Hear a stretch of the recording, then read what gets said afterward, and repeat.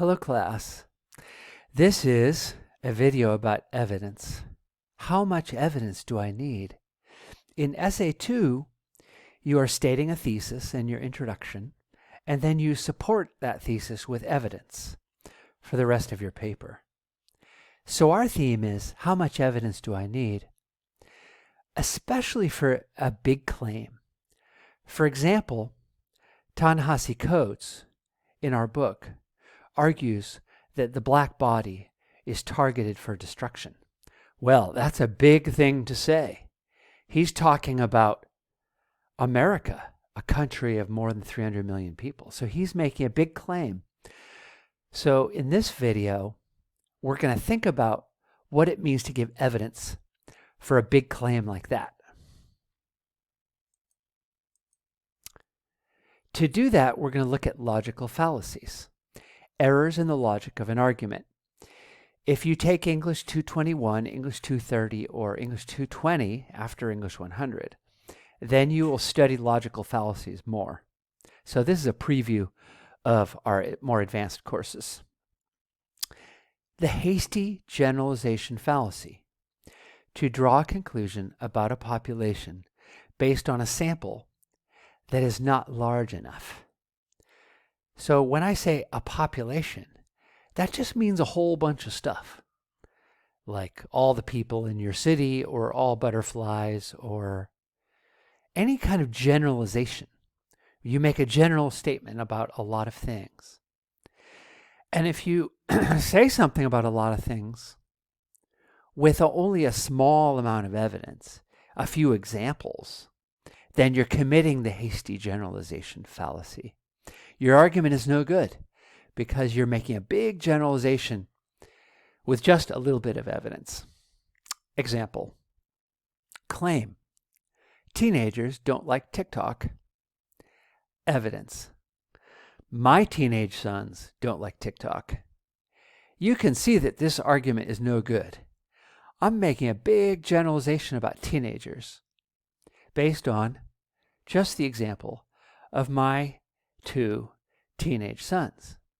So I hastily generalize about teenagers based on my sons. So you can see that this is a hasty generalization fallacy. Let's look at another example. And this one relates to Essay 2, Topic 1. Claim, police in the U.S. often engage in racist attacks on African Americans. Notice that that is a generalization. It is talking about police in a very large country, the U.S. So it's a big generalization to make. So we have to think about what kind of evidence would show that this claim is true. So let's say that this is your evidence. Evidence. Prince Jones was wrongly killed by police. George Floyd was wrongly killed by police. So in this case, the killings of Prince Jones and George Floyd were clearly wrong. They were horrible. However, they are just two people, Prince Jones and George Floyd. So based on those two killings, it is not right to generalize about police in the entire country. So this argument here commits the hasty generalization fallacy. It generalizes about police based on just two examples. So that's not going to work. So if you think that Coates is right about police and racism, then you really need more evidence than just examples. Even if you had 8, 9, 10 examples, that would still be a hasty generalization fallacy because it's a very big statement to make about police in the entire country. So you need more solid evidence. Avoid the hasty generalization fallacy by providing research-based evidence.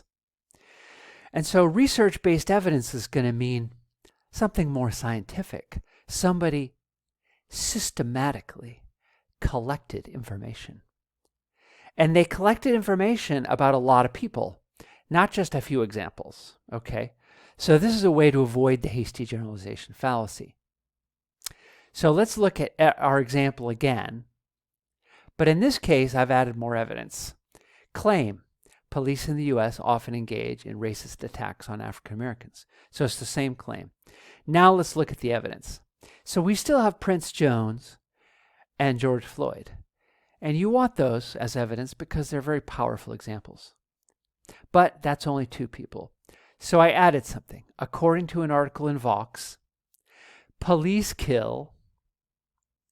I'm going to just fix this little error right here. Italics for magazine titles. Police, according to an article in Vox, police kill African Americans at disproportionate rates. So this is too brief. We're going to need more detail. But here we're starting to give evidence about more people, and so we can avoid the hasty generalization fallacy. Now we're going to go online and look at what that evidence might be.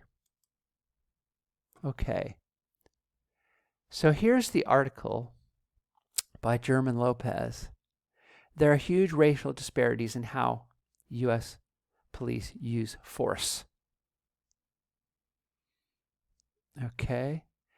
So now we're avoiding the hasty generalization fallacy because we have statistics. And what are statistics? Well, it's information about a lot of people. So we would have to dig into the details to find out how big their sample was.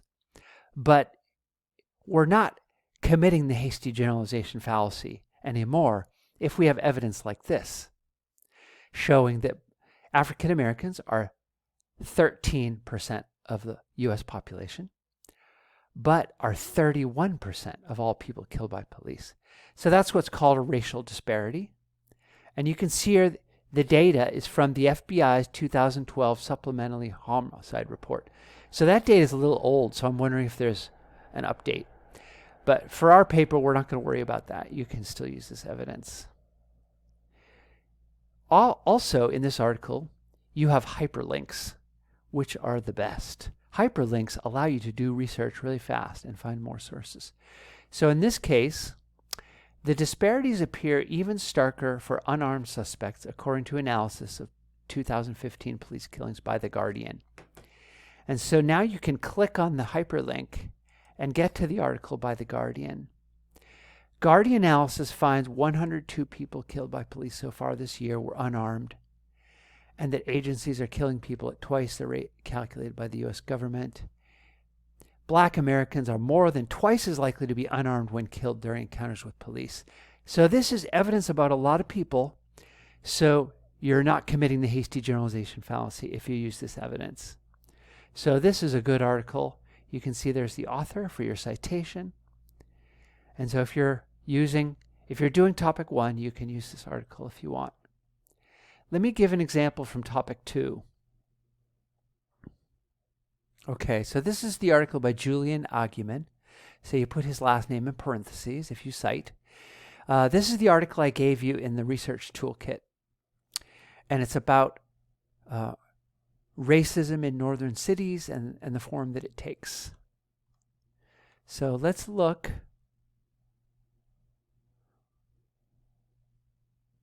at this paragraph right here. So, segregation in Minneapolis, like elsewhere in the U.S., is the result of historic practices such as the issuing of racialized real estate covenants that kept non-white people from buying or occupying land. So, racial covenants are basically a kind of things written into the real estate codes or something, where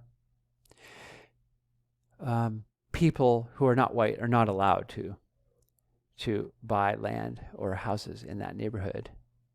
And so you can see I don't know much about it, so I'm going to research by going to this link, what are covenants? So now you have information that racial covenants existed in all these different places and an example. And this is another kind of research-based evidence. So if you want to generalize about racism in northern cities, you need evidence that's more than just an example. In the book, Coates has the example of the family in Chicago that gets evicted. But if you generalize based on that, you have a hasty generalization fallacy. So you need more evidence. And so here we have evidence about racial covenants.